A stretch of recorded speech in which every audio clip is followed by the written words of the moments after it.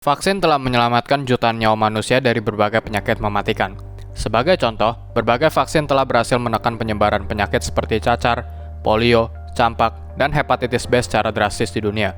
Terlepas dari keberhasilan ini, masih banyak tantangan besar yang harus dihadapi para ilmuwan, terutama untuk mengembangkan vaksin dengan cepat untuk distribusi skala besar. Pada kasus pandemi COVID-19, semakin lama orang-orang mendapat vaksin, maka virus akan terus mereplikasi, menginfeksi, dan bermutasi dengan ganas. Saat ini, sebuah platform pengembangan vaksin baru yang lebih efisien, adaptif, dan serbaguna sudah tersedia, yaitu vaksin mRNA. Pertama, kita perlu mengetahui dulu bagaimana cara kerja sistem imun tubuh kita. Sebuah virus yang masuk ke dalam tubuh akan menempel pada sel tubuh kita dan mentransfer RNA atau DNA yang berisi instruksi atau kode untuk mereplikasi virus tersebut. Sel-sel tubuh kita yang akan terinfeksi oleh virus akan menjadi pabrik untuk mereplikasi virus tersebut. Sistem imun tubuh kita akan merespon dengan membuat antibodi untuk mencegah virus menginfeksi sel-sel tubuh kita lagi. Kemudian virus akan dihancurkan. Namun, proses ini butuh waktu hingga beberapa hari, dan kita akan mulai merasakan gejala-gejala sakit. Nah, disinilah vaksin dibutuhkan untuk mengajari sistem imun tubuh kita bagaimana merespon terhadap suatu infeksi patogen ke depannya. Secara konvensional, ada 4 jenis vaksin yang paling umum. Vaksin live attenuated dan vaksin inaktivasi mengekspos sistem imun tubuh kita dengan patogen yang telah dilemahkan atau yang telah dimatikan dan tidak berbahaya. Vaksin toxoid menggunakan bakteri yang telah dinonaktifkan dengan formalin untuk merangsang sistem imun tubuh kita. Vaksin protein subunit menggunakan komponen atau antigen dari sebuah patogen untuk menstimulasi produksi sel T dan sel B atau yang dikenal sebagai antibodi. Komponen ini biasanya adalah spike protein dari virus yang bertugas menempelkan diri pada sel tubuh kita.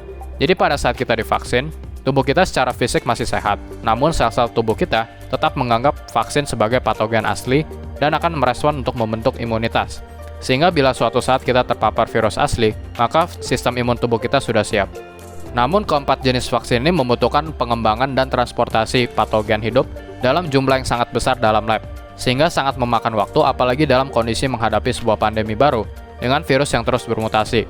Vaksin harus melalui proses yang sangat panjang dan butuh waktu bertahun-tahun sebelum bisa disahkan.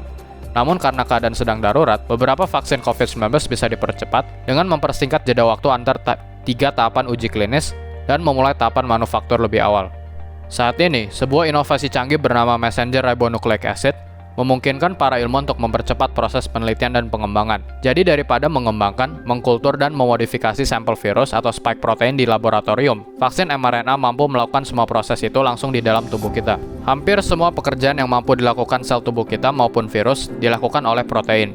Jadi sel akan terus memproduksi protein dengan cara membuat sebuah cetakan atau kopi dari DNA. Cetakan ini hanya terdiri dari satu rantai yang disebut mRNA. Seuntai mRNA mengandung instruksi yang akan dibaca oleh sel untuk membuat sejenis protein, termasuk spike protein dari virus.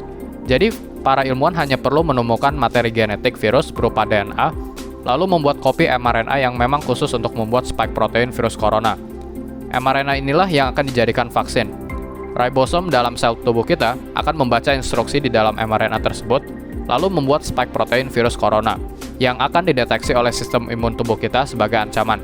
Namun sebenarnya tidak berbahaya dan kita masih dalam kondisi sehat. Lalu sistem imun akan bekerja dengan cara yang sama seperti vaksin konvensional lainnya untuk membentuk imunitas dan memori bila tubuh diserang virus corona di masa yang akan datang. Ini adalah cara kerja dari vaksin Pfizer-BioNTech dan vaksin Moderna. Molekul mRNA mudah hancur, oleh karena itu harus dibungkus dengan nanopartikel lipid yang bisa menembus sel tubuh kita. Vaksin mRNA harus disimpan di suhu yang dingin, sehingga belum ideal untuk beberapa negara. Berkat teknologi mRNA, para ilmuwan mampu mengembangkan vaksin hanya dalam waktu 7 bulan dengan tingkat efikasi mencapai 95%. Melansir dari berbagai penelitian, ternyata mRNA telah diteliti dari tahun 2001 untuk vaksin Ebola, Zika, rabies, influenza, dan cytomegalovirus. Namun belum pernah diakselerasi dan dipasarkan hingga pandemi COVID-19. Saat ini, para ilmuwan sudah menggunakan mRNA untuk mengembangkan vaksin untuk imunoterapi kanker yang sudah mencapai tahap riset preklinis. Kedepannya, mRNA juga diharapkan menjadi vaksin pembasmi HIV sebagai salah satu penyakit paling mematikan yang belum ada obatnya.